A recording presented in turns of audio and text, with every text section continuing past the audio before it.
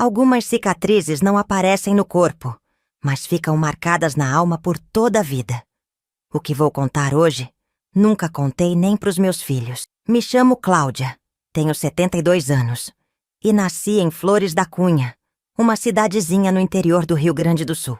Hoje o lugar é conhecido pelos vinhedos e pelo turismo, mas na minha época era só mais uma cidade pequena, onde todo mundo conhecia todo mundo, e os segredos corriam mais rápido que água na calha. Me lembro como se fosse ontem. Meu pai tinha uma pequena mercearia na rua principal, a única rua calçada da cidade na época. A gente morava nos fundos, eu, meus pais e meus 3 irmãos. Antes de continuar, eu quero saber de onde vocês estão vendo esse vídeo. Estou curiosa para ver os comentários de vocês. Aproveita também e já se inscreva nesse canal e curta o vídeo. Isso ajuda muito. Eu era a única menina. Então, desde cedo, aprendi a bater perna, igual aos guris, mas também a ajudar minha mãe com os afazeres da casa. Estudei até o que chamavam naquela época de primário completo. Eu tinha sonho de ser professora, mas papai dizia que não tinha dinheiro para mandar uma guria para a escola por tanto tempo, que logo eu ia casar e o estudo ia ser desperdiçado. Era assim na época. As gurias não precisavam estudar muito. Conheci o Armando quando tinha 16 anos, numa quermesse da igreja. Ele era 5 anos mais velho que eu. Trabalhava na serraria do pai e tinha olhos verdes que brilhavam quando sorria. Namoramos por quase 2 anos, sempre de mãos dadas na praça depois da missa, ou tomando um refrigerante no bar do seu Oliveira, mas sempre com algum irmão meu vigiando de longe. Eram outros tempos, né? Casamos em 1960, uma cerimônia simples, mas bonita.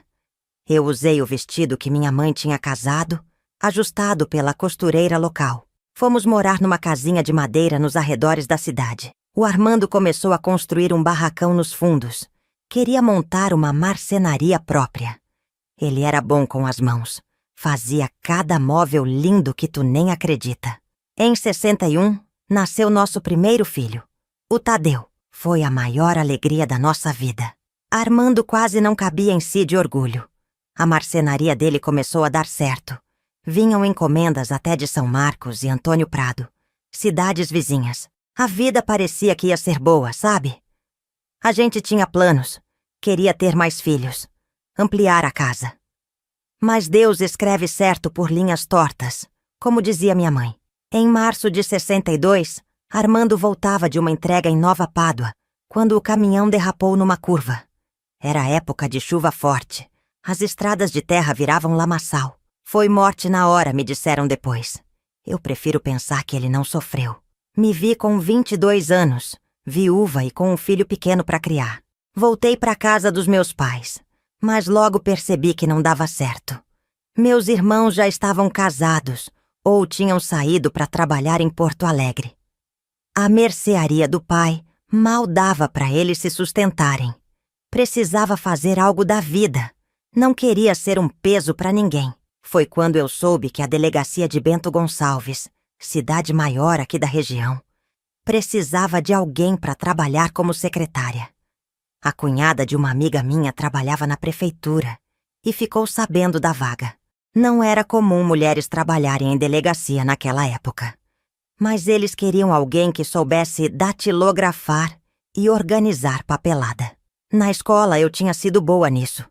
E durante o casamento, às vezes, ajudava o Armando com a papelada da marcenaria. Mesmo com medo, fui fazer a entrevista. O delegado, Dr. Sérgio Rodrigues, era um homem sério, mas justo. Acho que ficou com pena da minha situação. Uma viúva tão jovem com criança pequena. Me contratou mesmo sem muita experiência. Disse que ia me ensinar o que precisasse. No começo, morei de aluguel num quartinho nos fundos da casa da dona Jurema, uma senhora viúva que ficava com o Tadeu enquanto eu trabalhava. O salário não era muito, mas dava pra gente se virar. Eu economizava cada centavo, sonhando em um dia comprar uma casinha nossa. A delegacia era um prédio pequeno na rua central.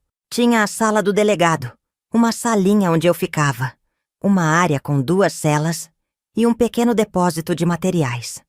Trabalhavam lá o Dr. Sérgio, 2 investigadores que revezavam os turnos e 3 policiais. Na época, a gente chamava de praça. Os policiais militares que faziam ronda pela cidade. Os primeiros meses foram tranquilos. Eu aprendia rápido. E o Dr. Sérgio parecia satisfeito com meu trabalho. Organizei todo o arquivo que estava uma bagunça. Criei um sistema para documentação que facilitou muito o trabalho de todo mundo.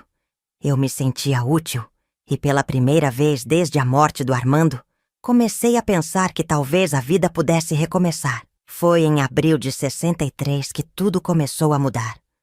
Um novo delegado foi transferido para nossa delegacia, o tenente Mário Salgado. O Dr. Sérgio foi promovido e mandado para a capital.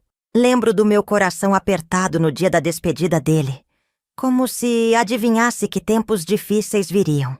O tenente Salgado era diferente. Tinha uns 40 anos, era casado com a filha de um fazendeiro importante da região.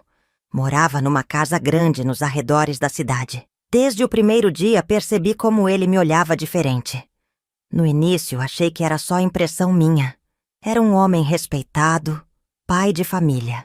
A senhora tem mãos delicadas demais para quem trabalha tanto. Ele disse uma vez, segurando minha mão quando eu entregava uns documentos. Puxei rápido, desviando o olhar. Obrigada, senhor, respondi baixinho. No início eram pequenas coisas. Um toque no ombro quando passava por mim. Um elogio sobre minha aparência. Comentários sobre como eu seria uma boa esposa. Eu tentava ignorar. Precisava do emprego. À noite em casa, chorava em silêncio depois que Tadeu dormia. A lembrança do Armando ainda era forte, e aquelas atenções me deixavam enojada. Com o tempo, ele foi ficando mais ousado. Inventava razões para que eu ficasse depois do expediente. Sempre tinha algum relatório urgente, algum documento que precisava ser reorganizado. Questão de segurança nacional, ele dizia, fazendo referência às mudanças políticas que aconteciam no país. Era 1963. As coisas estavam tensas em todo lugar, mesmo no nosso interior. Uma noite fiquei até mais tarde terminando um trabalho. A delegacia estava vazia, só nós 2. Quando terminei, ele disse que ia me levar em casa porque já estava escuro. No carro, sua mão pousou na minha perna. Uma mulher bonita como a senhora não devia estar sozinha, ele disse. Congelei, sem saber como reagir. Quando chegamos na casa da dona Jurema, saí correndo sem me despedir direito. No dia seguinte, ele agiu como se nada tivesse acontecido. Fiquei confusa, pensando se tinha imaginado tudo. Talvez fosse só gentileza da parte dele. Eu que estava interpretando mal. Era o que eu queria acreditar. Mas a situação só piorou com o tempo. Em junho daquele ano, ele me encurralou na sala de arquivos. Senti seu hálito com cheiro de café e cigarro no meu rosto. A senhora devia ser mais agradecida pelo emprego que tem, ele sussurrou. Tem muita moça por aí que daria tudo para estar no seu lugar. Consegui me esquivar, dizendo que o telefone estava tocando, mesmo sem estar. Comecei a inventar desculpas para não ficar sozinha com ele. Dizia que precisava buscar Tadeu mais cedo, que tinha compromisso na igreja, que não estava me sentindo bem. Por um tempo funcionou, mas logo ele percebeu o que eu estava fazendo. Foi quando começaram as advertências por supostos erros no trabalho. Documentos que sumiam misteriosamente e apareciam depois na minha gaveta. Reclamações de pessoas que eu nunca tinha atendido.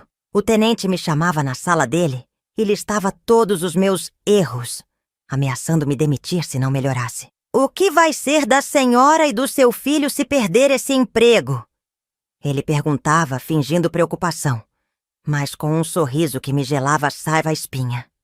Quem vai acreditar na palavra de uma simples secretária contra um oficial respeitado como eu? Eu sabia que ele tinha razão. Era 1964. O golpe militar tinha acabado de acontecer. Militares e policiais tinham ainda mais poder. Ele era amigo de pessoas importantes. Eu era só uma viúva sem ninguém por mim. Se ele quisesse, podia até me acusar de subversão ou qualquer coisa assim. E quem questionaria? Em julho daquele ano, aconteceu o pior. Era fim de expediente. Já estava escurecendo. Os outros funcionários já tinham ido embora. Eu terminava de arquivar uns documentos quando ouvi a porta da frente sendo trancada. O tenente Salgado veio em minha direção, já sem o paletó, com a gravata frouxa. "Hoje a senhora não vai escapar", ele disse, me puxando pelo braço. Tentei gritar, mas ele tapou minha boca com a mão. "Ninguém vai ouvir, e se ouvirem, não vão fazer nada. Sou a autoridade aqui." Não consigo contar os detalhes até hoje, mesmo depois de tantos anos. Só lembro que chorava em silêncio enquanto acontecia. Depois, ele ajeitou a roupa como se nada tivesse acontecido. "Se contar pra alguém, ninguém vai acreditar. E lembre-se que posso fazer o mesmo com qualquer pessoa que a senhora ama." Voltei pra casa naquela noite, sentindo que uma parte de mim tinha morrido. Tomei banho, esfregando a pele até ficar vermelha. Mas a sensação de sujeira não saía. Abracei meu filho dormindo e chorei até não ter mais lágrimas. No dia seguinte, fui trabalhar como se nada tivesse acontecido. O que mais eu podia fazer? Tinha um filho para alimentar, nenhuma economia, nenhum lugar para ir. Contei para Dona Jurema que tinha caído da escada quando ela perguntou sobre os hematomas no meu braço. E assim começou o pesadelo que duraria quase 2 anos. Não foi só uma vez. Ele sabia que eu não podia fazer nada, que estava completamente à mercê dele. Quando eu resistia, ameaçava me demitir ou pior, dizia que ia mandar alguém dar um susto no meu filho. Notei que não era só comigo. Vi como ele olhava para outras mulheres da cidade, especialmente as mais vulneráveis. Uma vez, uma moça de 19 anos foi detida por estar na rua depois do toque de recolher que tinham implementado. Ouvi seus soluços vindos da sala dele. Quando saiu, tinha o mesmo olhar vazio que eu via no espelho todos os dias. Pensei em contar para alguém. Mas quem acreditaria? Era a palavra dele contra a minha. E depois do golpe militar, a polícia tinha ainda mais poder. Vi gente sendo presa só por falar mal do governo. O que aconteceria comigo, uma mulher sozinha acusando um oficial? Comecei a guardar pequenas provas. Anotava datas e horas exatas de cada abuso num caderninho que escondia dentro da Bíblia. Guardava lenços com marcas de batom que não eram meus, encontrados na sala dele. Uma vez consegui pegar uma cueca que ele tinha esquecido embaixo da mesa do arquivo. Não sabia o que ia fazer com essas provas, mas me dava uma sensação mínima de controle, como se um dia, talvez, pudesse fazer justiça. À noite, depois que Tadeu dormia, eu me ajoelhava ao lado da cama e rezava. Pedia a Deus força para continuar mais um dia, coragem para proteger meu filho e perdão por não conseguir me defender. Meu corpo estava na delegacia todos os dias, fazendo o trabalho, obedecendo ordens, sobrevivendo. Mas minha alma parecia ter ido embora, deixando só uma concha vazia que respirava e se movia por pura teimosia. Em dezembro de 1964, descobri que estava grávida. Foi como se o chão se abrisse sob meus pés. Não tinha dúvida de quem era o pai. Armando tinha morrido há quase 3 anos e não houve ninguém mais na minha vida. Quando contei ao tenente Salgado, esperando talvez um mínimo de compaixão, ele riu na minha cara. "Problema seu", disse. "Se abrir a boca, nego até a morte. E lembre-se que conheço muita gente que pode fazer esse problema desaparecer." Pensei em todas as opções. Tinha ouvido histórias de mulheres que tomavam chás ou procuravam parteiras para resolver situações assim. Mas não conseguia fazer isso. A criança não tinha culpa de como foi concebida. Comecei a planejar minha fuga. Não podia continuar ali, não naquelas condições.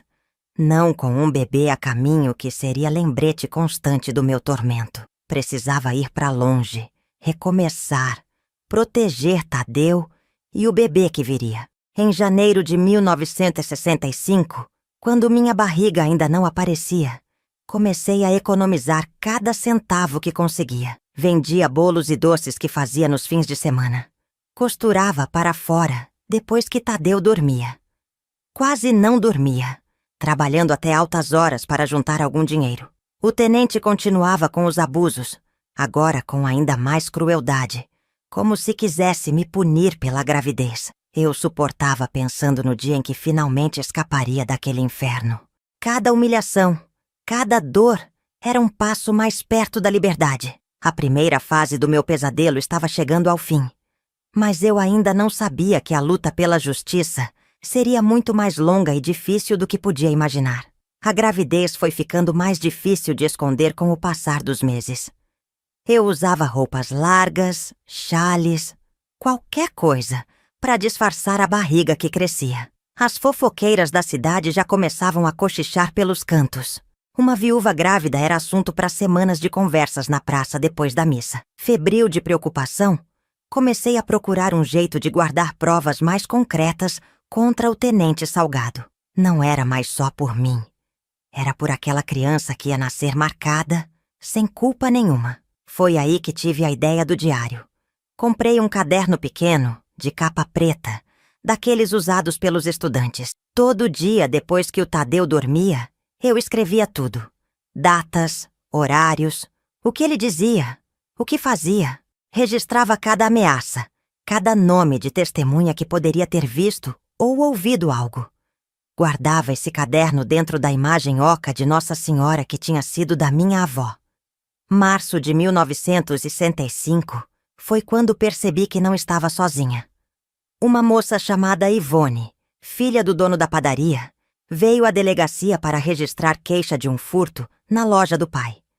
O tenente a atendeu pessoalmente, dispensando o escrivão que normalmente fazia isso. Vi como ele olhava para ela, o mesmo olhar que me perseguia em pesadelos. Quando saiu da sala dele, Ivone tinha os olhos vermelhos e as mãos trêmulas. Alguns dias depois, a encontrei na missa. Criei coragem e a abordei na saída. "Tá tudo bem contigo, Ivone?" Perguntei. Ela desviou o olhar, mas pude ver as lágrimas se formando. "Ele também", comecei a dizer, mas ela me interrompeu. "Não fala nada. Ninguém pode saber." E saiu apressada. Na semana seguinte, Ivone voltou à delegacia, dessa vez acompanhada do pai. O tenente estava fora, numa reunião em Caxias do Sul. Foi quando aproveitei a chance. "Seu Antônio, posso falar com a Ivone um minuto?" Pedi quando o homem saiu para fumar. Quando ficamos sozinhas, mostrei um pedacinho do meu diário para ela. "Não é só contigo", sussurrei. "Tem outras." Os olhos dela se arregalaram. Primeiro com medo, depois com uma centelha de algo que parecia esperança. "Achei que estava ficando louca", ela murmurou. "Ele disse que ninguém acreditaria em mim. É o que ele diz para todas." Naquele dia, Ivone se tornou minha aliada secreta. Começamos a trocar bilhetes, escondidos nos livros que ela pegava emprestado da pequena biblioteca municipal, onde eu ia aos sábados com o Tadeu. Ela também começou a registrar tudo. Em abril, encontramos mais uma. Lourdes trabalhava na casa da família do tenente, como empregada. Tinha 16 anos e viera do interior, de uma família muito pobre. Quando a esposa do tenente viajava para visitar os parentes em Porto Alegre, ele a forçava. Ameaçava deportá-la como vagabunda se contasse para alguém. Logo éramos 3, depois 4, depois 6. Mulheres de diferentes idades e situações, mas com histórias terrivelmente semelhantes. Criamos um sistema de avisos para nos protegermos. Quando o tenente estava de mau humor, alguém passava o recado e tentávamos ficar fora do caminho dele. Quando uma de nós estava em perigo, as outras tentavam intervir com alguma distração. Minha barriga não podia mais ser escondida quando chegou junho. O tenente me chamou à sala dele, fechou a porta. "A senhora vai tirar uma licença", ele disse friamente. "Até o bastardo nascer. Depois decide se volta ou não." Não era bondade. Era medo que minha presença, visivelmente grávida, levantasse perguntas que ele não queria responder. Especialmente de sua esposa, que frequentemente aparecia de surpresa na delegacia. "E do que vou viver nesses meses?" Perguntei, o desespero transparecendo na voz. "Problema seu", respondeu, abrindo uma gaveta e me entregando um envelope. Isso deve ajudar a manter sua boca fechada. Dentro havia dinheiro. Não muito, mas o suficiente para alguns meses, se eu economizasse cada centavo. Me senti suja só de tocar naquelas notas, mas não tinha escolha. Peguei o envelope e saí sem dizer palavra. Emília nasceu em setembro de 1965, numa noite chuvosa que parecia combinar com minha tristeza. A parteira, Dona Olga, me ajudou no parto, em casa mesmo. Não tinha dinheiro para hospital em Caxias. Tadeu, com quase 5 anos, ficou na casa da vizinha. Quando segurei aquela menina nos braços pela primeira vez, algo rompeu dentro de mim. Não era o ódio que eu esperava sentir. Aquele nojo antecipado que me atormentou durante a gravidez toda. Era amor. Um amor feroz, protetor, que me pegou desprevenida. Ela não tinha culpa de nada. Era só um bebezinho inocente, com olhinhos escuros que me fitavam como se eu fosse seu mundo inteiro. Emília! Sussurrei, escolhendo o nome da minha avó, a mulher mais forte que conheci. Você vai ser forte como ela. Prometi à criança que adormecia em meus braços. As semanas seguintes foram um borrão de noites sem dormir. Fraldas de pano para lavar, mamadeiras para preparar. Tadeu, pequeno como era, tentava ajudar do jeito dele, trazendo as fraldas, fazendo caretas para fazer a irmã sorrir. Com 2 filhos para criar e economias minguando, sabia que precisava voltar a trabalhar logo. O pior pesadelo seria voltar para a delegacia, para as garras daquele homem. Mas que escolha eu tinha? Bento Gonçalves não oferecia muitas oportunidades para uma mulher sozinha com 2 filhos pequenos. Um deles, recém-nascido. As fábricas não contratavam mães com crianças pequenas. Diziam que faltavam muito. Trabalhar como doméstica significaria ficar longe dos meus filhos o dia todo. Foi quando Lourdes, a menina que trabalhava na casa do tenente, apareceu em minha porta uma noite, ofegante e com um olho inchado. Ele descobriu, ela disse entre soluços. Encontrou um bilhete que a Ivone me mandou. Disse que vai nos destruir a todas. Gelei. Meu diário. As provas que vinha coletando por quase 2 anos. Se ele revistasse minha casa, encontraria tudo. Naquela mesma noite, quando as crianças dormiram, peguei todos os registros que tinha escondido nos mais diversos lugares da casa. Dentro da imagem de Nossa Senhora, costurados no forro de um casaco velho, embaixo de uma tábua solta do assoalho. E os coloquei dentro de uma lata de biscoitos vazia. Cavei um buraco fundo no quintal, embaixo da goiabeira, e enterrei tudo. No dia seguinte, 2 policiais apareceram. Revistaram a casa toda, viraram colchões, abriram armários, quebraram pratos. Diziam procurar material subversivo, termo que se usava muito naquela época para justificar qualquer abuso de autoridade. Não encontraram nada, claro. O verdadeiro material incriminador estava debaixo da terra, protegido por raízes de goiabeira. Mas a mensagem estava clara.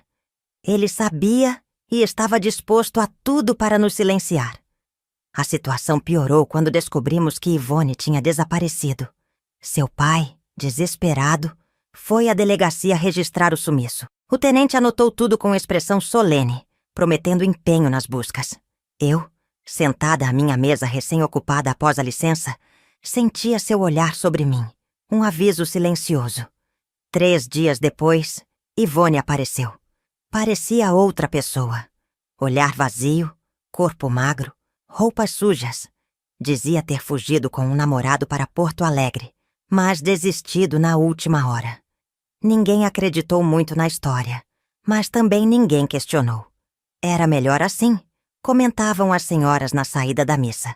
Moça direita não foge de casa, diziam, ignorando as marcas no pescoço dela, as mãos que não paravam de tremer. Quando finalmente consegui falar com ela sozinha, Ivone me abraçou e chorou como criança.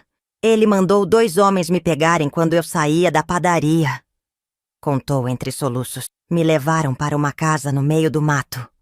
O tenente apareceu depois. Disse que era só uma amostra do que aconteceria se a gente continuasse com nossa conspiração. Senti meu sangue gelar. Ele era capaz de tudo. Absolutamente tudo. Precisamos sair daqui, concluí, segurando as mãos geladas de Yvonne. Todas nós. Mas para onde? Com que dinheiro? Com filhos pequenos, sem marido, sem família que pudesse nos acolher? A realidade era dura como pedra.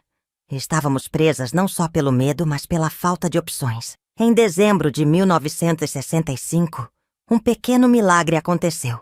Maria Augusta, uma das mulheres do nosso grupo secreto, tinha uma irmã que morava em Canoas, região metropolitana de Porto Alegre. A irmã, professora primária, estava de mudança para Santa Catarina com o marido e precisava de alguém para ficar com a casa até conseguirem vendê-la. Podia ser por vários meses, talvez até um ano. Ela me ofereceu, contou Maria Augusta. Não cobrariam aluguel, só as contas e a manutenção básica. É pequena, mas... Cabem quantas pessoas? Interrompi, uma ideia maluca formando-se em minha mente. Maria Augusta franziu o senho, confusa. 2, 3 no máximo. Por quê? E se fôssemos todas? Sugeri, sabendo o quão absurdo soava. A princípio, todas recusaram. Era loucura, diziam. Abandonar tudo, ir para uma cidade estranha, amontoadas numa casa pequena. Como sobreviveríamos? Do que viveríamos? Mas quando Lourdes apareceu com o braço quebrado, dizendo ter caído da escada na casa do tenente, a ideia não parecia mais tão absurda. O perigo era real e estava aumentando. Durante janeiro e fevereiro de 1966, planejamos tudo em segredo. Juntamos cada tostão que conseguíamos economizar. Vendemos o que não era essencial. Maria Augusta, que trabalhava no pequeno hospital da cidade, desviava remédios básicos para nossa farmácia de emergência. Yvonne, na padaria do pai, guardava pães que sobrariam para o lixo. Eu costurava escondido, fazendo roupas para as crianças e para vender. A ideia era sair em março, todas juntas, numa madrugada de domingo quando o tenente estaria numa festa na casa do prefeito. Maria Augusta conseguiu um caminhão com o primo, que faria esse favor em troca de um pequeno pagamento. Enquanto isso, continuávamos nossas vidas normais para não levantar suspeita. Eu ia à delegacia todos os dias, datilografava documentos, ouvia em silêncio as ameaças veladas do tenente. À noite, escrevia compulsivamente em meu diário, agora um novo, escondido dentro de uma boneca de pano que eu mesma fiz para Emília. Mas, como diz o ditado, o homem põe e Deus dispõe. Uma semana antes da data marcada para nossa fuga, o tenente me chamou à sua sala. A senhora sabe onde fica Santa Maria? Perguntou com um sorriso que me embrulhou o estômago. Assenti em silêncio. Fui transferido para lá. Promoção, anunciou girando uma caneta entre os dedos. E adivinha? Requisitei sua transferência também. Secretária eficiente como a senhora é difícil de encontrar. Senti o sangue abandonar meu rosto. Santa Maria ficava a horas de distância. Longe das minhas aliadas, longe do pouco suporte que tinha construído, eu estaria completamente à mercê dele. Não posso ir, consegui dizer, a voz quase falhando. Meus filhos, a casa. Não perguntei se pode. Estou informando que vai. Cortou seco. A transferência já foi aprovada. Começamos em 2 semanas. Saí da sala dele cambaleando como se tivesse levado um soco. Nossa fuga planejada para Canoas seria em vão se eu fosse arrastada para Santa Maria. Precisava de um novo plano. E rápido. Naquela noite, reuni todas na casa de Maria Augusta, que ficava mais afastada do centro. Contei sobre a transferência, sobre como isso mudava tudo. Temos que antecipar, decidiu Yvonne, surpreendendo a todas com sua firmeza. A menina tímida da padaria parecia ter encontrado uma força interior que ninguém suspeitava. Vamos neste domingo, não no próximo. O caminhão só vem no outro fim de semana, lembrou Maria Augusta preocupada. Então vamos de ônibus, respondeu Yvonne. Menos bagagem, só o essencial. O resto a gente recomeça lá. E assim, em poucas horas, todo o plano cuidadosamente construído durante meses foi redesenhado. Iríamos no domingo seguinte de madrugada.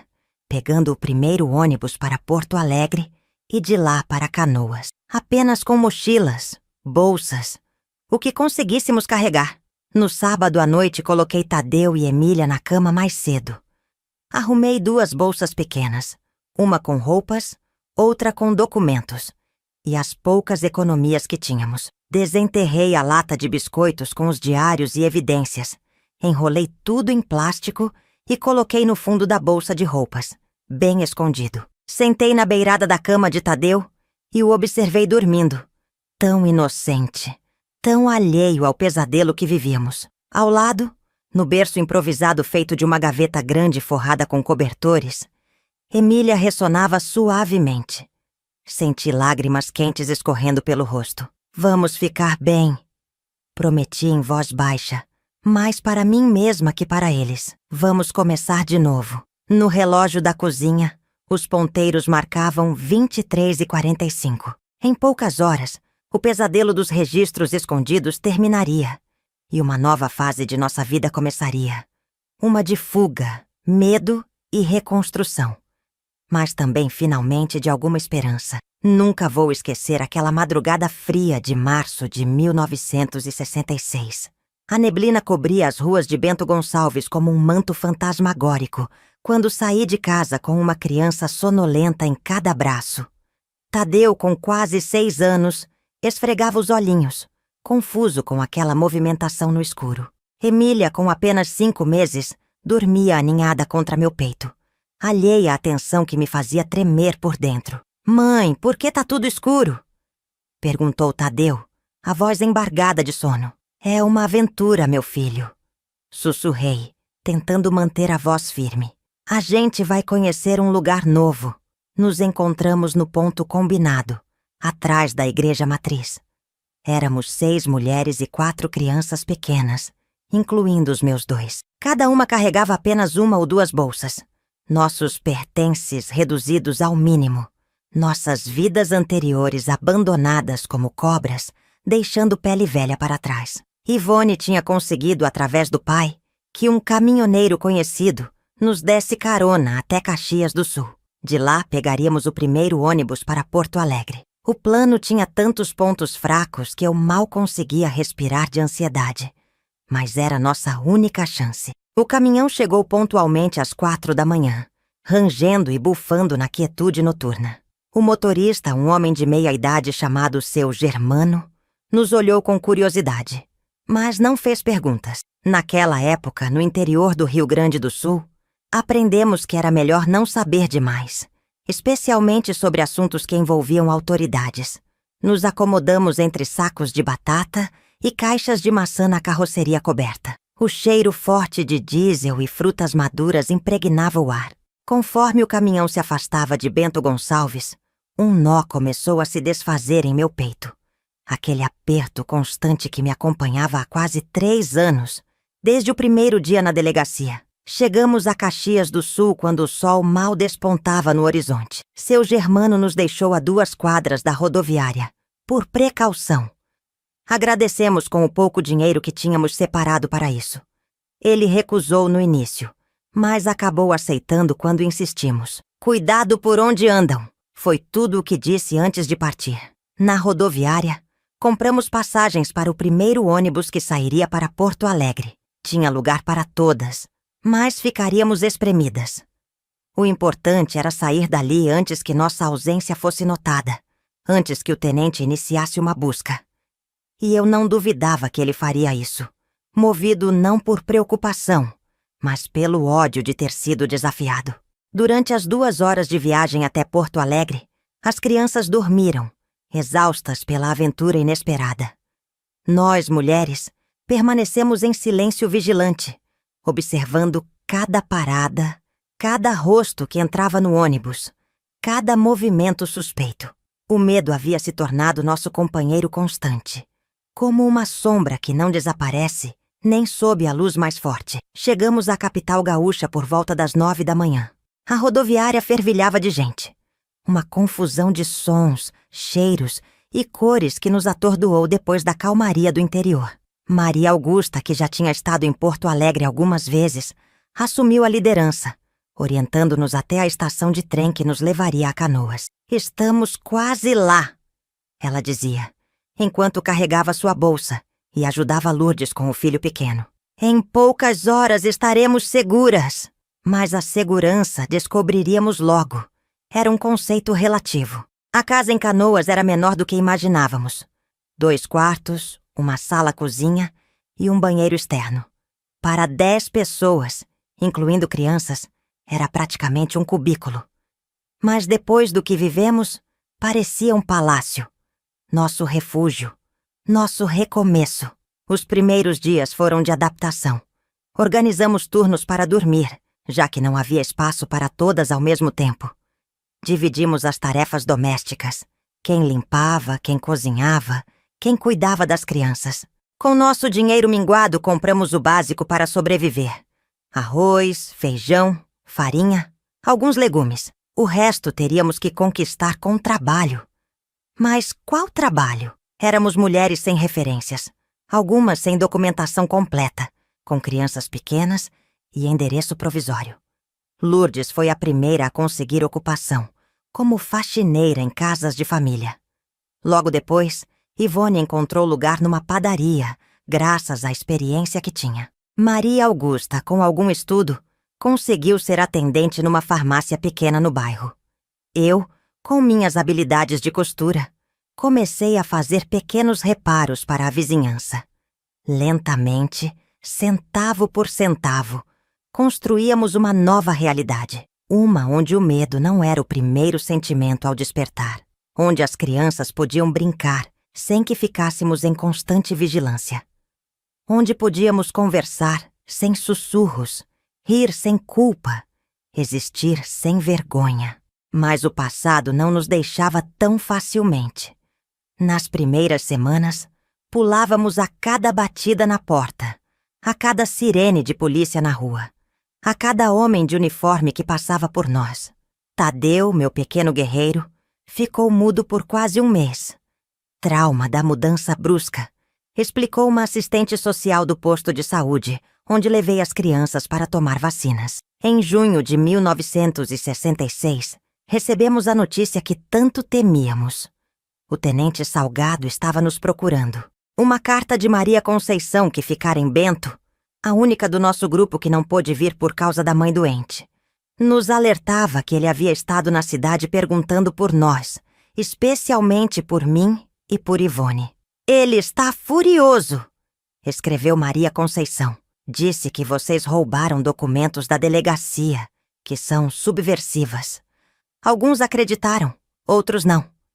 Mas ele tem o poder do lado dele. Naquela noite, enterramos os diários e provas no quintal da casa, sob o limoeiro recém-plantado. Não podíamos nos desfazer daqueles registros. Eram nossa única arma caso fôssemos encontradas. Mas também não podíamos mantê-los onde pudessem ser descobertos em uma revista policial. O medo voltou a nos assombrar. Mudamos nossos nomes, pelo menos os que usávamos em público. Cláudia virou Clara. Ivone se tornou Isabel. Lourdes passou a ser Laura. Alteramos nossos cabelos. Cortes, cores, penteados diferentes. Pequenas mudanças que esperávamos bastar para despistar qualquer busca. As crianças não entendiam por que precisavam chamar as mães por nomes diferentes na rua. Para elas, fizemos um jogo. Era o nosso segredo. Um faz de conta que ninguém podia descobrir. As meninas, como Tadeu, percebiam que havia mais naquilo. Mas se adaptaram com a resiliência típica da infância. Em agosto, quando acreditávamos que o pior havia passado, bateram à nossa porta tarde da noite. Era o irmão de Ivone, Antônio, ofegante e com o olhar assustado. Tinha vindo direto de Bento Gonçalves para nos alertar. Ele descobriu onde vocês estão, disse, enquanto bebia a água que oferecemos. Um motorista de ônibus reconheceu a Lourdes numa foto que ele mostrava. Ouvi na bodega que ele vem pra cá com outros policiais ainda esta semana. Foi nossa segunda fuga. Mais desesperada, mais improvisada que a primeira. Na mesma noite, dividimos o grupo. Metade iria para o interior. para uma cidade chamada Montenegro, onde a tia de Maria Augusta tinha um sítio. A outra metade, incluindo eu e meus filhos, seguiria para Novo Hamburgo, onde uma antiga colega de Maria Augusta, da escola normal, nos emprestaria um lugar para ficar. Nos despedimos em lágrimas, sem saber se nos veríamos novamente. Trocamos endereços, promessas, bênçãos. Aquelas mulheres haviam se tornado minha família, meu porto seguro, num mundo onde não podia mais confiar em quase ninguém. Antes de partir, lentamente desenterramos os diários e dividimos o material entre os dois grupos. Se acontecer algo com um grupo, o outro ainda terá provas, decidimos. Era nosso pequeno seguro contra o esquecimento, contra a impunidade. Novo Hamburgo era uma cidade em crescimento, com suas fábricas de calçado atraindo gente de todo lado. Era mais fácil se perder ali, ser apenas mais uma face anônima na multidão de trabalhadores. Na casa de Dona Herta, amiga de Maria Augusta, encontramos um pequeno quarto nos fundos do quintal, originalmente usado para guardar ferramentas. Não tinha banheiro próprio, apenas um tanque. O teto vazava quando chovia forte, mas tinha paredes sólidas e uma porta com tranca, luxos que aprendemos a valorizar. Dona Herta era uma senhora alemã de poucas palavras, mas coração generoso. Não perguntou muito sobre nosso passado. Apenas disse que poderíamos ficar enquanto precisássemos, desde que ajudássemos com as contas e a manutenção da casa. Arrumei trabalho numa das fábricas de calçados, na esteira de produção. O salário era baixo, mas regular. Maria Augusta conseguiu dar aulas particulares para crianças do bairro. As outras duas, Regina e Marta, trabalhavam como domésticas em casas de família. Lentamente reconstruímos nossas vidas mais uma vez. Tadeu entrou na escola local, um pouco atrasado para sua idade por causa de toda a turbulência. Era um menino inteligente, aprendia rápido. Emília crescia saudável, já engatinhando por todo canto, balbuciando suas primeiras palavras. Em julho de 1967, recebemos notícias do outro grupo. Estavam bem em Montenegro, trabalhando na colheita de uva e morando num galpão reformado no sítio da tia de Maria Augusta. Mandaram dizer que não havia sinal do tenente Salgado, que talvez ele tivesse desistido da busca. Queríamos acreditar, mas o medo continuava conosco, como uma sombra persistente. A menor sirene, o uniforme de um guarda, uma batida inesperada na porta. Qualquer coisa bastava para acelerar nossos corações, para nos fazer suar frio, lembrar do pesadelo. Foi só em 1968, quase 2 anos após nossa fuga, que respiramos mais aliviadas. Um conhecido de Bento Gonçalves, que havia se mudado para Porto Alegre, encontrou com Maria Augusta por acaso numa feira. Contou que o tenente Salgado tinha sido transferido para o Mato Grosso após um escândalo envolvendo desvio de dinheiro na delegacia. "Ninguém sente falta dele", disse o homem. Era um sujeito ruim. Se ele soubesse o quanto, pensei comigo mesma. Com essa notícia, uma espécie de normalidade começou a se instalar em nossas vidas. Ainda usávamos os nomes falsos. Ainda mantínhamos os diários escondidos. Mas o peso do medo constante diminuía gradualmente. Começamos a pensar menos como fugitivas e mais como sobreviventes. Em 1969, consegui emprego numa pequena confecção de roupas. O dono, seu Alberto, reconheceu meu talento com a costura e logo me promoveu a chefe da seção de acabamento. O salário era melhor, os horários mais regulares. Pela primeira vez desde a morte de Armando, consegui alugar uma casinha só para nós. Um lugar pequeno, mas nosso, onde Tadeu e Emília podiam ter seu próprio espaço. Maria Augusta e Regina continuaram conosco por mais algum tempo, até encontrarem seu próprio caminho. Mantínhamos contato com o grupo de Montenegro através de cartas ocasionais, sempre com nomes falsos e endereços de terceiros, por precaução. Tadeu crescia forte e estudioso. Aos 10 anos, em 1970, ganhou um concurso de redação na escola. O tema era "A pessoa que mais admiro", e ele escreveu sobre mim. A professora me mostrou emocionada na reunião de pais. Minha mãe é a pessoa mais valente que conheço. Ela trabalha muito e nunca reclama. Mesmo quando tá difícil, ela sorri e diz que amanhã vai ser melhor. Quando eu crescer, quero ser forte igual ela. Li aquelas palavras simples, escritas na letra ainda irregular de criança, e chorei sem vergonha na frente da professora. Tadeu não sabia metade das lutas que enfrentamos. Não conhecia os verdadeiros motivos de nossas fugas constantes. Para protegê-lo, inventamos histórias sobre problemas financeiros, oportunidades de trabalho em outras cidades. A verdade era pesada demais para ombros tão pequenos. Emília, por sua vez, crescia com uma curiosidade insaciável sobre tudo. Com 5 anos, em 1971, era uma tagarela que encantava a todos com suas perguntas incessantes. Por que o céu é azul? Para onde vai o sol de noite? Por que não temos pai como as outras crianças? Essa última pergunta era a mais difícil. Para Tadeu, contei que seu pai havia sido um homem bom que morreu quando ele era muito pequeno. O que era verdade. Para Emília, disse que seu pai tinha ido embora antes dela nascer, que não podia cuidar de uma família. Uma meia-verdade que doía menos que a realidade completa. Em 1972, recebi uma promoção na confecção. Agora era gerente da produção, com um salário que permitiu comprar nossa primeira geladeira nova, um luxo inimaginável, alguns anos antes. Nesse mesmo ano, me inscrevi num curso técnico noturno de corte e costura industrial. 2 vezes por semana, depois do trabalho, ia para a escola enquanto Maria Augusta, que agora dava aulas numa escola primária do bairro, ficava com as crianças. A vida seguia num ritmo quase normal. Quase. Porque nunca, nem por um dia, esqueci dos diários enterrados no quintal da casa, embaixo do pessegueiro que eu mesma plantara. Nunca deixei de olhar sobre os ombros quando um carro de polícia passava lentamente pela rua. Nunca parei de ter pesadelos onde ele aparecia de repente, arrancando de mim tudo que havia reconstruído com tanto esforço. Foi em 1973, 7 anos após nossa fuga, que as coisas mudaram novamente. Uma tarde, voltando do trabalho, encontrei uma carta no correio, sem remetente. Dentro, apenas um recorte de jornal do Correio do Povo.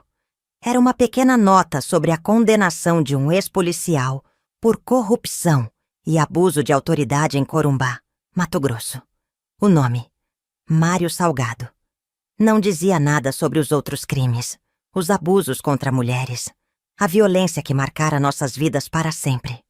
Apenas corrupção, como se o dinheiro roubado fosse seu único pecado. Fiquei olhando aquele pedaço de papel por horas, sentindo uma mistura confusa de emoções. Alívio por saber que ele estava longe, preso, sem poder nos encontrar. Raiva porque a verdadeira extensão de seus crimes nunca seria conhecida. E uma tristeza profunda pelo que perdemos. Nossa juventude, nossa inocência, nossa confiança no mundo. Naquela noite, quando as crianças dormiram, desenterrei minha parte dos diários. Li novamente aquelas páginas escritas com mãos trêmulas anos antes. Revisitei o medo, a humilhação, a desesperança. Depois, em um gesto que me surpreendeu, peguei uma folha em branco e comecei a escrever.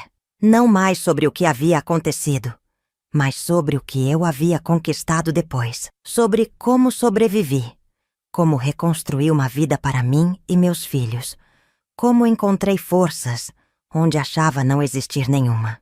Na manhã seguinte, mandei cartas para as outras mulheres do nosso grupo disperso, compartilhando a notícia sobre Salgado e, mais importante, perguntando como estavam suas vidas agora. Queria saber se também haviam encontrado alguma paz, alguma medida de felicidade apesar do passado. Em 1974, organizamos um encontro. Depois de 8 anos separadas, as 6 mulheres que fugiram juntas de Bento Gonçalves se reuniram numa pequena pousada em Gramado. Éramos diferentes agora. Algumas com cabelos grisalhos, outras com novos nomes oficiais após casamentos. Todas com linhas de expressão que não existiam antes. Mas o laço que nos unia permanecia forte como no primeiro dia. Passamos um fim de semana juntas, compartilhando histórias, rindo, chorando, relembrando o passado, mas também celebrando o presente. Ivone agora era dona de uma pequena padaria em Lajeado. Lourdes tinha voltado a estudar e se formaria em enfermagem no ano seguinte. Regina havia se casado com um viúvo e ajudava a criar seus 3 filhos. Marta trabalhava como secretária em uma escola em Porto Alegre. Maria Augusta era a diretora da escola onde começara como professora substituta. E eu tinha me tornado sócia minoritária da confecção, após seu Alberto reconhecer meu talento para os negócios além da costura. Tadeu, agora com 14 anos, era um dos melhores alunos de sua escola, sonhando em estudar engenharia. Emília, com 9 anos, já demonstrava meu talento para costura e desenho, criando roupinhas para suas bonecas. Naquele encontro, tomamos uma decisão conjunta sobre os diários. Não os queimaríamos. Eram nosso testemunho, nossa verdade. Mas os enterraríamos juntos, simbolicamente, num lugar onde nenhuma de nós viveria, mas que poderíamos visitar. Escolhemos um ponto nas margens do Lago Negro, em Gramado, sob uma araucária imponente. Ali, numa caixa de metal bem vedada, deixamos os registros de nosso pesadelo e nossa sobrevivência. "Que descansem aqui", disse Maria Augusta, enquanto cobrimos a pequena cova com terra e pedras, até que o mundo esteja pronto para ouvir histórias como as nossas, sem culpar as vítimas. Ao retornar para Novo Hamburgo após aquele encontro, senti um peso enorme deixar meus ombros. O medo não havia desaparecido completamente. Duvido que algum dia desaparecerá. Mas agora dividia espaço com algo mais forte. Esperança. Esperança de que meus filhos cresceriam num mundo um pouco melhor. Que mulheres como nós teriam mais voz, mais escolhas, mais justiça. Em 1975, quase 10 anos após nossa fuga, recebi o primeiro título de eleitor com meu nome verdadeiro. Havia decidido que não viveria mais escondida. Cláudia ressurgia das cinzas de Clara.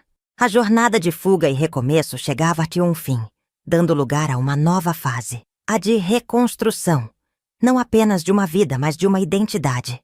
Há feridas que, mesmo cicatrizadas, mudam o formato do nosso corpo. Marcas que se tornam parte de quem somos. Quando finalmente pude usar meu nome verdadeiro novamente, em 1975, senti como se estivesse reencontrando uma velha amiga. Eu mesma.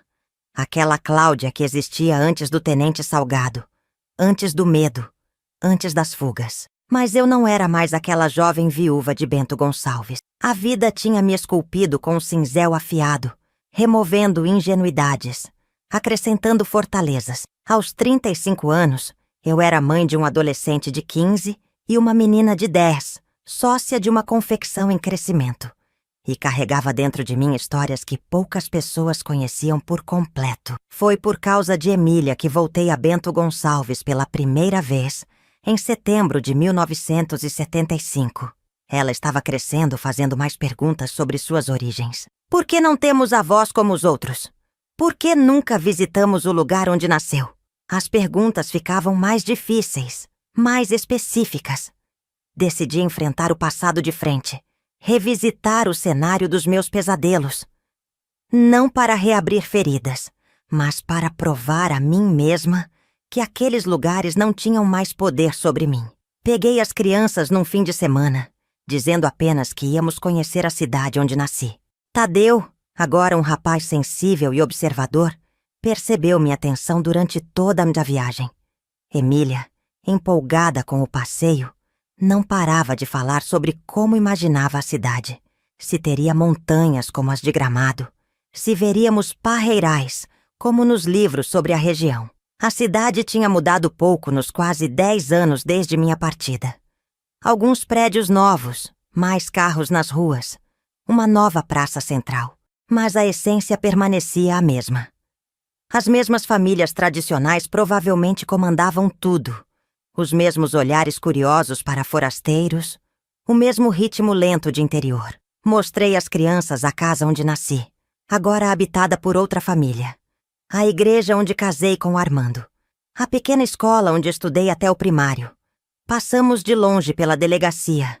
Não consegui me aproximar daquele prédio, mesmo sabendo que o tenente Salgado estava longe, preso em outro estado. Durante nossa visita, encontramos algumas pessoas que me reconheceram, apesar dos anos passados. Dona Gema, minha antiga vizinha, agora uma senhora de cabelos totalmente brancos, me abraçou com lágrimas nos olhos. Claudinha! Achamos que tinha morrido.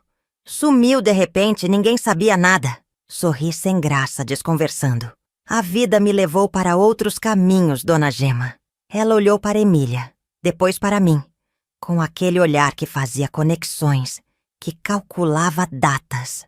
Mas ao contrário do julgamento que eu esperava, vi apenas compaixão em seus olhos cansados. O importante é que está bem agora, disse simplesmente, apertando minha mão. À tarde, levei as crianças para conhecer o pequeno cemitério, onde Armando estava enterrado. Deixei que Tadeu colocasse flores no túmulo do pai, que nunca conheceu. Observei de longe enquanto ele permanecia ali, pensativo. Talvez imaginando como teria sido sua vida se o acidente não tivesse acontecido. Ele era um homem bom? Perguntou Emília, segurando minha mão. A pergunta me pegou desprevenida. Emília não estava falando de Armando. Ela falava do homem que ela acreditava ser seu pai. Por que pergunta isso, filha? Porque você nunca fala dele. E quando fala, fica triste. Engoli em seco, sem saber o que responder. Ainda não era o momento para a verdade completa.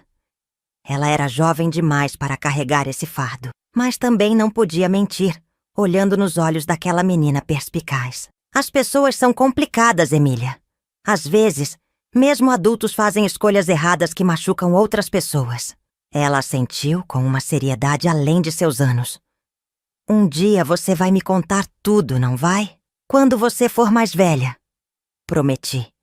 Quando estiver pronta. Naquela noite, hospedados na única pousada da cidade, sonhei com o tenente Salgado. No pesadelo, ele encontrava nosso esconderijo em Gramado e desenterrava os diários. Acordei suando frio, com o coração disparado. Levantei na escuridão, verificando se as crianças estavam bem, se as portas estavam trancadas. Velho hábito que nunca me abandonara completamente. Voltamos para Novo Hamburgo no dia seguinte. A visita a Bento Gonçalves tinha sido como lançar uma pedra num lago parado. Os círculos de consequências se expandiriam por anos. Em 1976, recebi uma carta inesperada. Maria Conceição, a única do nosso grupo que ficara em Bento por causa da mãe doente, finalmente me encontrara. Através de conhecidos em comum, soubera de minha visita à cidade no ano anterior. Precisamos conversar, escreveu ela. Encontrei algo que pode interessar a todas vocês. Nos encontramos num café em Porto Alegre, ponto médio entre nossas cidades. Maria Conceição parecia mais velha do que seus 42 anos. O rosto marcado por rugas precoces, os olhos carregando um cansaço profundo. Depois dos cumprimentos e atualizações sobre nossas vidas, ela abriu a bolsa e tirou um envelope amarelado. Encontrei isto quando limpava a casa da minha mãe, após seu falecimento, explicou, empurrando o envelope pela mesa. Ela nunca me disse que guardava. Dentro havia recortes de jornal de diferentes datas, todos sobre o tenente Mário Salgado. Sua transferência para o Mato Grosso em 1968, sua promoção a capitão em 1970, sua prisão por corrupção em 1973 e, por fim, sua liberação condicional em 1975. Senti o sangue gelar nas veias. Ele está solto? Sussurrei, a voz falhando. Maria Conceição assentiu gravemente. Por bom comportamento. Mas há mais. Ela puxou outro recorte, mais recente. Uma pequena nota sobre a nomeação do ex-capitão Mário Salgado como chefe de segurança de uma empresa de transportes em Curitiba. A data: março de 1976, 2 meses atrás. Por que sua mãe guardava isso? Perguntei confusa. Maria Conceição suspirou profundamente. Minha mãe, ela sabia de tudo. Sobre o que ele fazia com as mulheres na delegacia. Sobre nossa fuga organizada. Ela ouviu comentários, juntou as peças. Guardou esses recortes para me proteger, para que soubéssemos onde ele estava. Fiquei em silêncio, absorvendo a informação. Tantos anos depois, o monstro de nossos pesadelos voltava a se materializar. Não mais como ameaça direta, mas como possibilidade, como sombra no horizonte.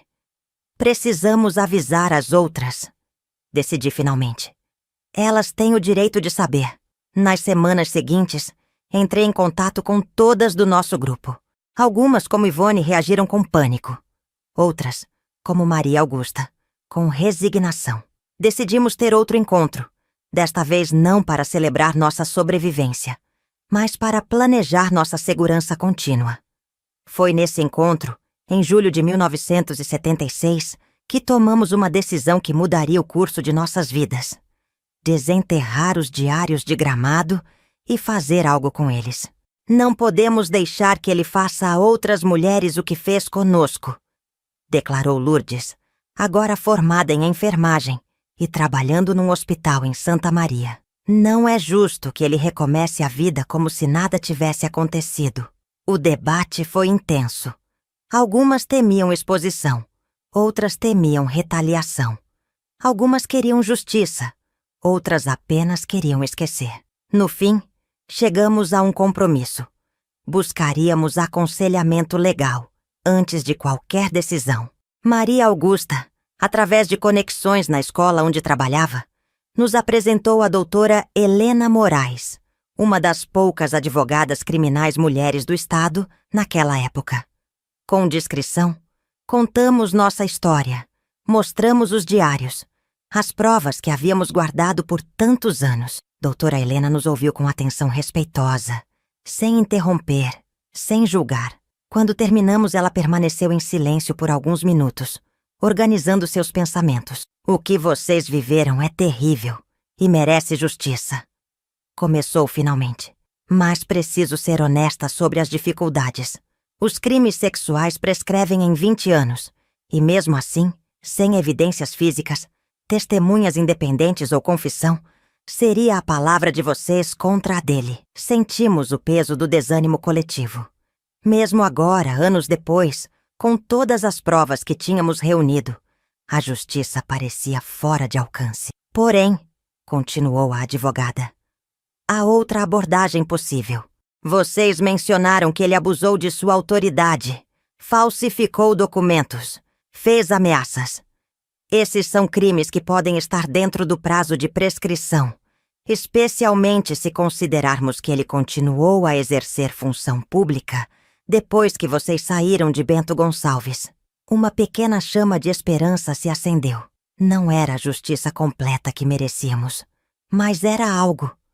Uma chance de impedir que ele machucasse outras mulheres. Além disso, acrescentou doutora Helena, mesmo que não consigamos uma condenação criminal, podemos buscar outras formas de exposição que afetem sua posição atual. Nenhuma empresa quer um chefe de segurança com esse tipo de histórico. Saímos daquela reunião com um plano em formação. Nos meses seguintes, cada uma contribuiu como podia para o que chamamos de Projeto Verdade. Lourdes, com seus contatos no hospital, conseguiu antigos registros médicos que corroboravam lesões sofridas. Maria Augusta usou sua posição como diretora escolar para acessar arquivos educacionais que provavam a interrupção abrupta dos estudos de algumas vítimas. Eu providenciei recursos financeiros através da confecção, agora lucrativa o suficiente para bancar alguns gastos legais. Em janeiro de 1977, doutora Helena apresentou uma denúncia formal ao Ministério Público.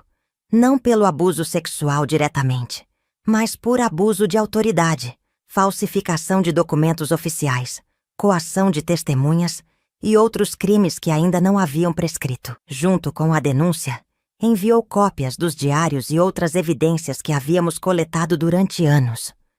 As rodas da justiça giram lentamente no Brasil. Muito lentamente.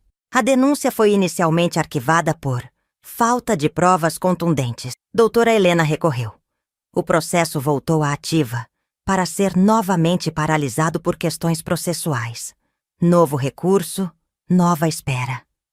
Enquanto a batalha legal se arrastava, seguíamos com nossas vidas. Tadeu se formou no colegial em 1978, com notas exemplares, e conseguiu uma vaga para estudar engenharia na UFRGS, em Porto Alegre. Emília, agora com 13 anos, mostrava cada vez mais interesse pelo meu trabalho na confecção, desenvolvendo um talento precoce para design de roupas. Na confecção, me tornei sócia majoritária quando seu Alberto decidiu se aposentar em 1979. Renomeei o negócio para Emitex, combinando o nome da minha filha com têxtil. Expandimos a produção, contratamos mais funcionárias. Eu fazia questão de priorizar mulheres, especialmente mães solteiras ou viúvas, e começamos a ganhar reconhecimento regional. Em 1980, recebi um telefonema que fez meu mundo parar. Era Ivone, a voz embargada de emoção. Cláudia, ele está morto. Não precisei perguntar quem. O tenente Salgado, agora ex-capitão, havia sofrido um infarto fulminante durante uma reunião de trabalho em Curitiba. Morreu antes de chegar ao hospital. Fiquei em silêncio ao telefone, uma tempestade de emoções me invadindo. Alívio, porque a ameaça havia finalmente terminado. Raiva, porque ele escapara da verdadeira justiça. Confusão, porque uma parte de mim esperava sentir satisfação. Mas o que veio foi um vazio estranho, como se um propósito tivesse sido subitamente retirado. Você está bem? Perguntou Ivone, preocupada com meu silêncio. Não sei, respondi honestamente. Acho que vou precisar de tempo para processar isso. Nas semanas seguintes, refleti muito sobre o significado daquela morte. Percebi que, de certa forma, minha vida adulta havia sido definida pela sombra dele. Primeiro como vítima, depois como fugitiva, finalmente como alguém em busca de justiça. E agora, quem eu seria sem esse antagonista, sem essa luta? A resposta veio numa conversa com Emília, que agora, aos 15 anos, fazia cada vez mais perguntas sobre o passado. Mãe, por que nunca fala sobre meu pai? Ela perguntou numa noite, enquanto desenhávamos juntas modelos para a nova coleção da Emitex. Respirei fundo. Era hora da verdade. Pelo menos parte dela. Seu pai não foi um homem bom, Emília. Ele me machucou muito. Foi por isso que saímos de Bento Gonçalves para ficar longe dele. Seus olhos, tão parecidos com os meus, se arregalaram. Ele era violento, de várias formas. Respondi, escolhendo as palavras com cuidado. Ele tinha poder, uma posição de autoridade, e usou isso para machucar pessoas, especialmente mulheres. Contei apenas o essencial, que ele era policial, que abusava de sua posição, que fugi para proteger a mim e aos meus filhos. Não entrei nos detalhes mais sórdidos, nem revelei que ele era seu pai biológico. Essa verdade poderia esperar até que ela fosse mais velha, mais preparada para o peso que carregava. Por isso você tem pesadelos às vezes? Ela perguntou, perspicaz como sempre. Assenti, surpresa que ela tivesse notado. E por isso ajuda aquelas mulheres que vêm te procurar na confecção. As que têm marcas nos braços e olhos tristes. Fiquei sem palavras. Não sabia que ela tinha percebido isso também. Como ocasionalmente eu contratava mulheres que claramente fugiam de relacionamentos abusivos. Como as ajudava discretamente com adiantamentos, com horários flexíveis, às vezes até com um lugar para ficar temporariamente. Sim, admiti finalmente. Porque sei como é estar naquela situação, sem ter para onde ir. Emília me abraçou forte, com uma compreensão além de seus anos. Você é a pessoa mais corajosa que conheço, mãe. Aquele momento de conexão com minha filha cristalizou algo dentro de mim. Percebi que, mesmo sem planejar, já havia encontrado meu propósito pós-Salgado. Transformar minha dor em apoio para outras mulheres.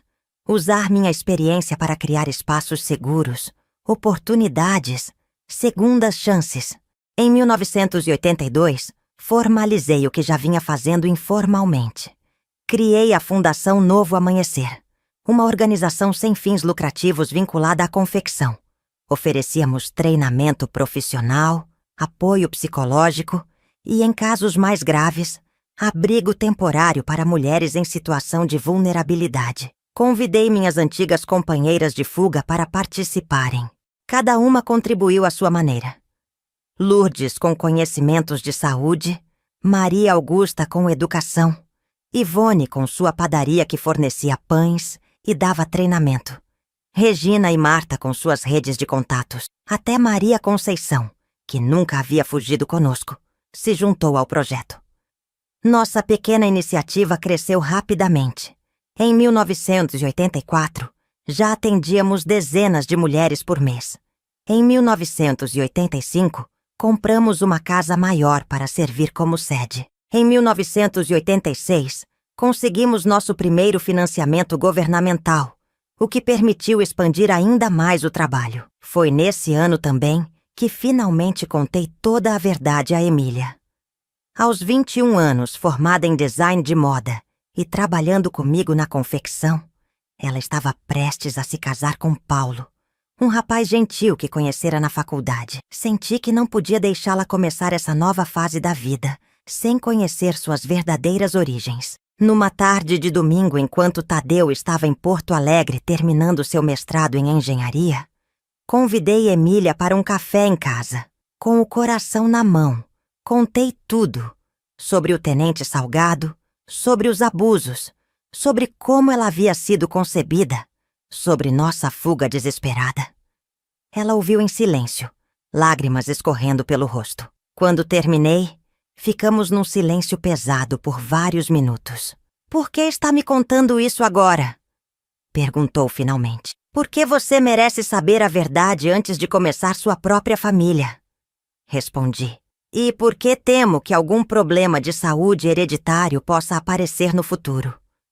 Os médicos sempre perguntam sobre o histórico familiar." Ela assentiu, processando tudo. Então me surpreendeu com sua próxima pergunta. "Posso ler os diários? Os originais?" Hesitei. Aqueles textos continham detalhes brutais, crus, que havia poupado em meu relato. "Tem certeza? São difíceis. Preciso entender completamente", disse com firmeza. "Não apenas por mim, mas porque quero ajudar mais na fundação. Como posso apoiar outras mulheres se não compreender totalmente o que você e elas passaram?" Busquei a caixa metálica que guardávamos no cofre da confecção, desde que a desenterramos de Gramado anos antes. Entreguei a ela meus diários pessoais e algumas das cartas trocadas durante nossos anos de fuga. Nas semanas seguintes, vi minha filha transformar dor em propósito, exatamente como eu havia feito. Ela mergulhou no trabalho da fundação com energia renovada, desenvolvendo um programa específico para jovens mulheres, usando arte e design como ferramentas terapêuticas.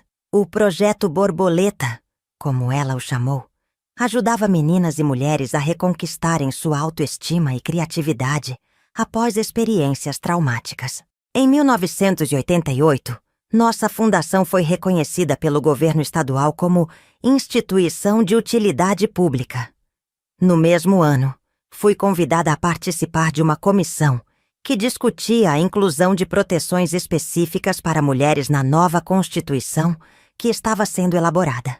Viajei a Brasília com um misto de orgulho e apreensão. Eu, que um dia fugi no meio da noite temendo por minha vida, agora participava da reconstrução democrática do país, representando mulheres cujas vozes raramente eram ouvidas. Durante essa viagem conheci outras mulheres de todo o Brasil que lutavam por causas semelhantes. Percebi que nossa história, embora única em seus detalhes, era parte de um padrão mais amplo de abuso de poder e silenciamento. Mas também percebi que a maré estava mudando, lentamente, com mulheres como nós recusando-se a permanecer nas sombras. Em 1989, publiquei um livro sob pseudônimo Além do Uniforme, Histórias de Sobrevivência e Recomeço. Não contava explicitamente minha história, mas reunia relatos anônimos de dezenas de mulheres que haviam passado pela nossa fundação, mostrando padrões de abuso, estratégias de fuga e, mais importante, caminhos para a recuperação.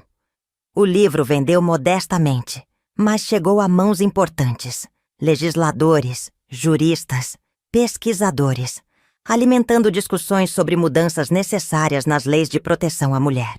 Em 1990, aos 50 anos, olhei para trás e mal reconheci o caminho percorrido.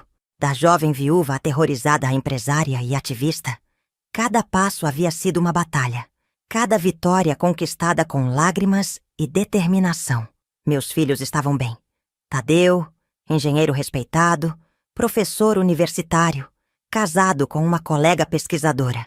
Emília, designer talentosa, minha sócia na confecção.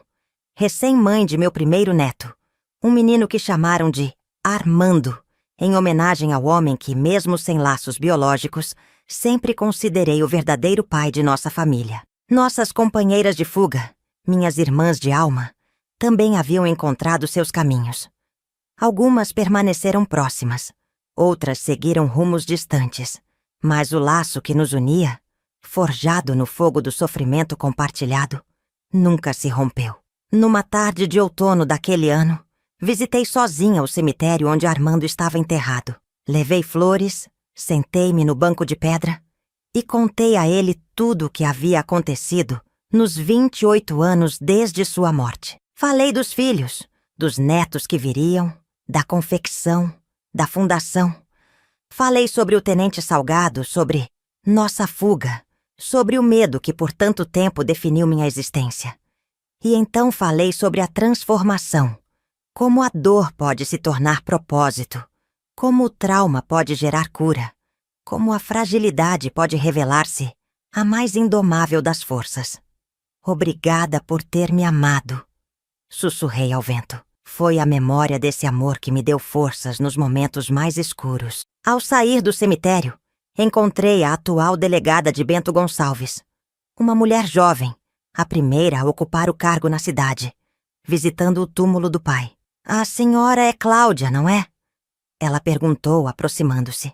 Já ouvi falar muito da sua herói, da sua história. É uma inspiração para muitas de nós. Sorri, surpresa e emocionada. Como soube? Seu livro. Li quando estava na academia. Mudou minha forma de ver meu trabalho, de entender minha responsabilidade. Ela hesitou. Depois continuou. E encontramos alguns arquivos antigos durante uma reforma na delegacia. Coisas que o Tenente Salgado escondeu. Estamos reabrindo vários casos arquivados injustamente. Senti lágrimas nos olhos. Não de dor desta vez, mas de um alívio profundo. A verdade finalmente encontrava seu caminho à luz. Se precisar de uma testemunha, ofereci. Sabe onde me encontrar. Enquanto dirigia de volta para Novo Hamburgo, observei o sol se pondo sobre os vales cobertos de parreirais. A mesma paisagem que um dia vi pela última vez, pelo retrovisor de um caminhão de batatas, fugindo em desespero. Agora eu a contemplava não como fugitiva, mas como sobrevivente. Não como vítima, mas como transformadora. O uniforme que um dia representou terror e abuso, agora significava algo diferente para as novas gerações, graças, em parte, à nossa luta silenciosa. Segui meu caminho para casa, para os braços da família que construí, para o legado que deixaria, um legado que transcendia o trauma, que transformava cicatrizes em marcas de honra. Um legado que ia muito além do uniforme que um dia tentou me definir. Se você gostou da minha história, se inscreva no canal, curta o vídeo e ativa o sininho. Isso me deixa muito feliz. Obrigado por me assistir. Até mais.